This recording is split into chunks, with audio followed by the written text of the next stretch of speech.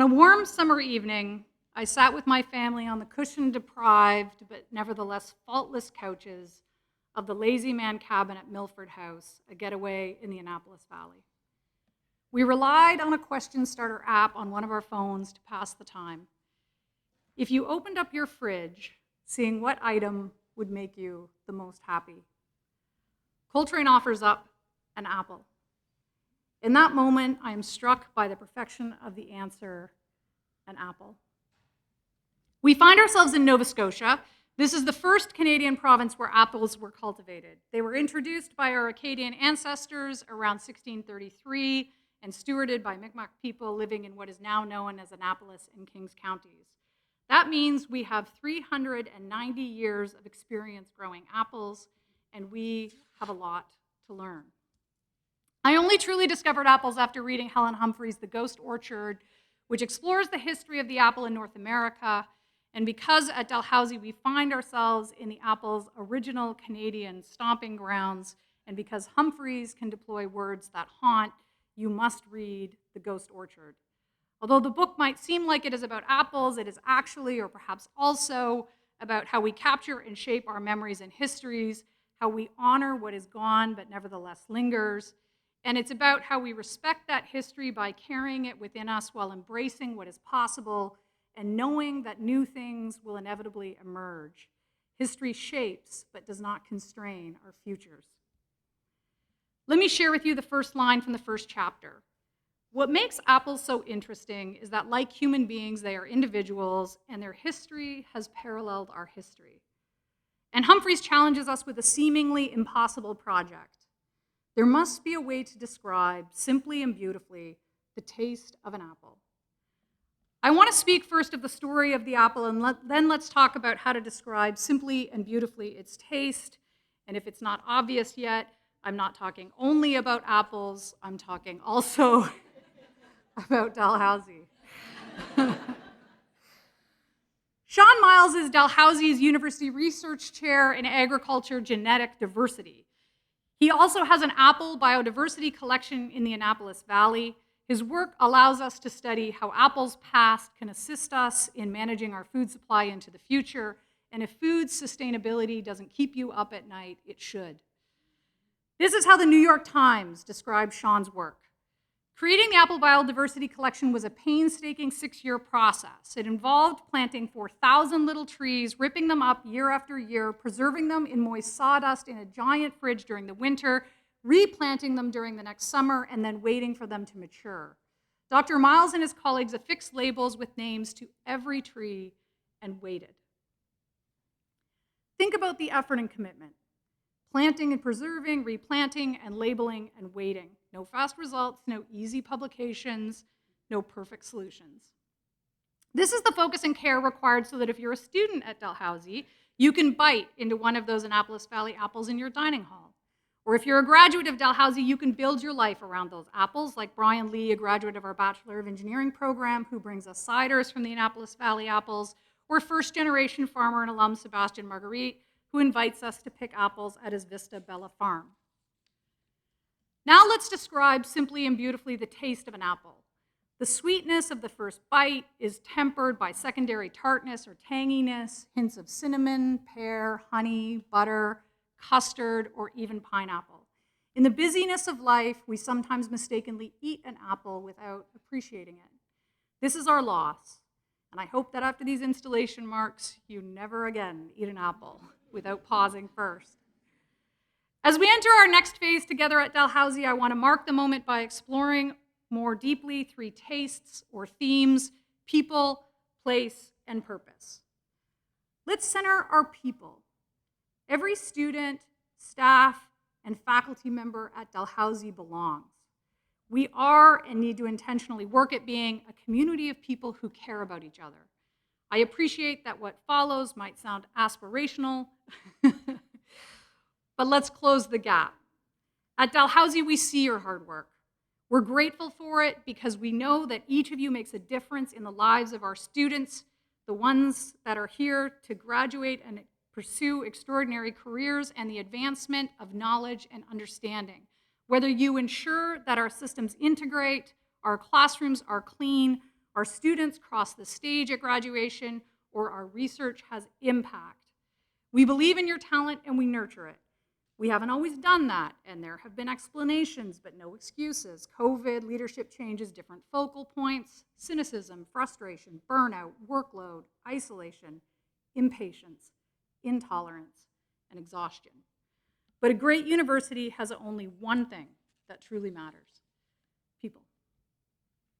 We haven't always included all the people that we needed with us on this journey. We need first-generation students, meaningful engagements with African Nova Scotian colleagues, the insights and perspectives of people who are new arrivals to the province, and private, public, and nonprofit sector allies. We want to be part of the lives of people who are keen to and upskill. We want our alumni to believe in the difference we make and to see that the time they spend with us has helped them become who they are. And honestly, if you want to make great things happen in the world, then you are part of the Dalhousie community, and I, and also Tim Maloney, have got a sweatshirt for you.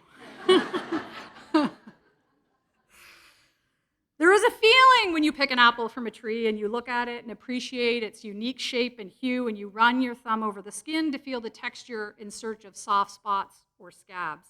And then, because you cannot delay gratification any longer, you crunch with sonic delight into that apple.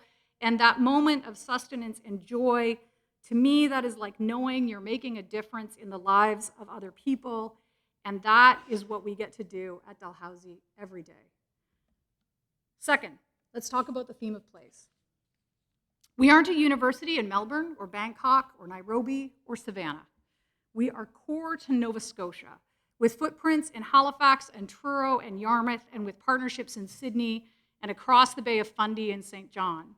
Here in Nova Scotia, we are known for high tide, shipwrecks, UNESCO World Heritage Sites, whales, and enthusiasm for immigration, blueberry surfing, live music, a burgeoning culture and food scene, the ability to walk down the street and to run into our premier or your mayor, vital commercial ports, a rapidly expanding technology sector, urban gardens, signature architecture, and a ridiculous number of festivals celebrating everything from our Lebanese connections to our penchant for busking to our maritime history to oysters.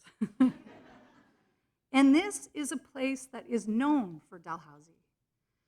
It was always worth calling Nova Scotia home, but today the story becomes even more powerful. From 2016 to 2021, apple acreage decreased slightly across Canada, but it increased by 11.5% in Nova Scotia, and thank goodness, because we have a goal to grow our population to 2 million people by 2060, and Halifax plans to hit 1 million people 10 years before that. This was once a place that people talked about school and hospital closures. Now we are racing to keep up with demands for capacity, talent, infrastructure, including housing, affordability, and inclusion. That kind of rapid growth brings challenges. That's why we're centering place. We're committed to being a partner in how we imagine a sustainable, equitable, and prosperous province for everyone who lives here.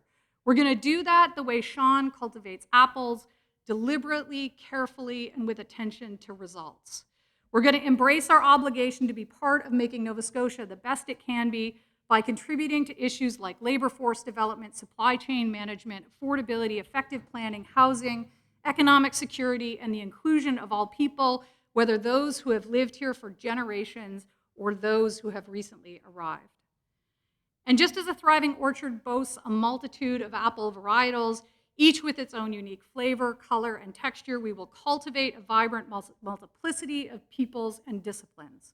We'll build on and expand our exceptional programs. Those programs enable students to realize their potential and offer leadership in the world as physician assistants, nurses, doctors, mental health specialists, AI engineers, data and computer scientists, lawyers, writers and artists, biovets, engineers, historians and archivists, city planners and architects, social workers, linguists, dentists and dental hygienists, farmers, entrepreneurs and business people, poets, aquaculturalists, civil servants, innovators and scientists, and that is just the beginning of the list. We bring new ideas, new energy, and new talent to this place we call home. We want to be part of helping Nova Scotia through our growing pains and into vibrant communities across the province. Let's help everyone who wants to put down roots here and grow their own orchards.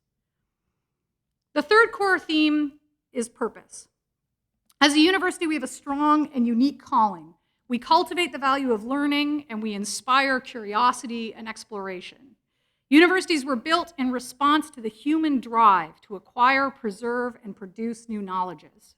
We are willing to ask hard questions and look in unexpected directions for new possibilities. Through our many programs, we enable students to chart exceptional paths for their lives that respond to society's needs. University education helps close income inequalities in a world where those are proliferating. We support informed citizenry and effective democracy in an era where geopolitical instability is the order of the day. We offer a wedge against violence and hatred and conflict and war and despair. The research we do has policy impact for local, regional, national, and international challenges, from how we foster healthy populations to addressing the pandemic of loneliness and anxiety. Our expertise in sustainable oceans, climate tech, clean energy, and climate adaptation can be a driving part of the energy transition that will see Nova Scotia leave behind a history constrained by dependence on coal or volatile fuel imports and become leaders in clean energy storage and ocean-linked renewables. We are attracting and raising more investment capital and growing the number of innovation partners in Nova Scotia. Building from fundamental and applied research, we're supporting economic prosperity in its inclusive and fullest sense. I want us to approach this next phase of our time together at Dalhousie not with cautious optimism, but with unbridled joy and connection. We aren't limited by our geographic boundaries. We are limited only by our imaginations.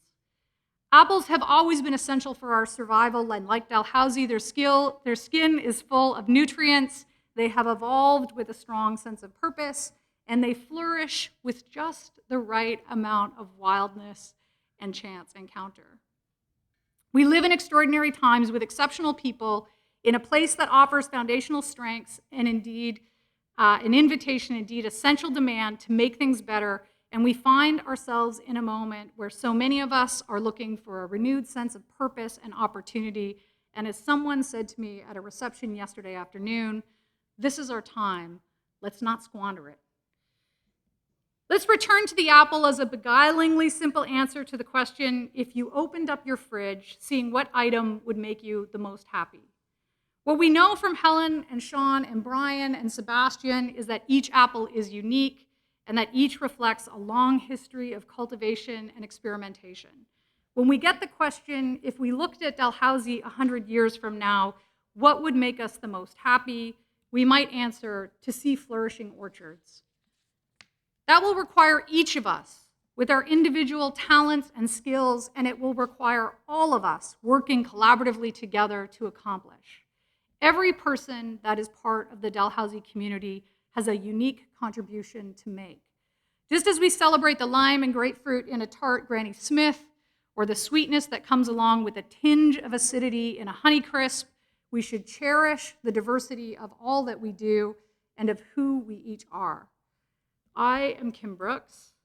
It is an honor to be responsible for the next phase of Dalhousie's contribution to the province, country, and the world with you. Together, I know that as Humphrey's work suggests, we will respect our history by carrying it within us, embracing what is possible, and knowing that new things will emerge. Welcome to the next phase of cultivation at Dalhousie.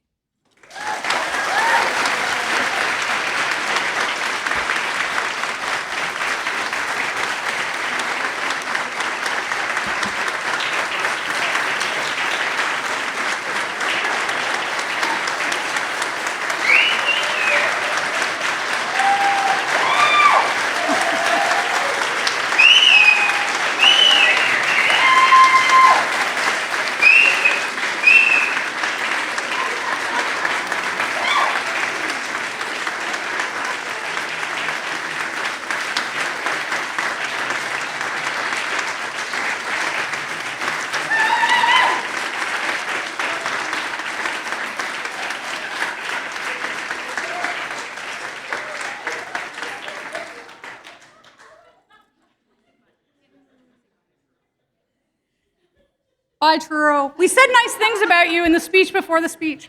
Get a copy.